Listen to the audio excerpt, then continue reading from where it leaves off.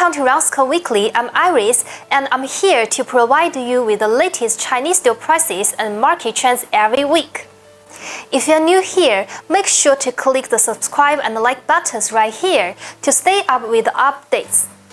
Let's review steel market last week. The rebound is roughly weak, and because the space is limited, pre-pressure still had a probability of falling.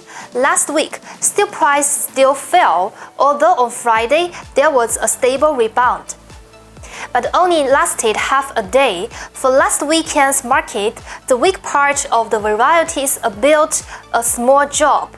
The overall trend is still in line with our expectations. Well, how about this week? Steel prices can have a silver lining. Let's analyze the reasons. First of all, from the macro level, whatever in international market or domestic market, there is little good news recently. Even if the introduction of good news can only bring a short-lived stimulus, that cannot solve the current terminal actual demand.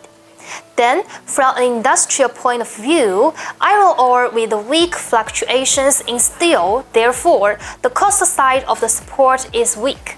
Third, let's look at the demand. The price trend of steel compared to national steel volume last week, both did not appear an increment, which is to maintain a stable state, showing that the peak season demand is less than the state of market expectations. Fourth, from the market mentally, some merchants, due to early losses through replenishment, have lowered the average price, resulting in an increasing pressure on their own inventory.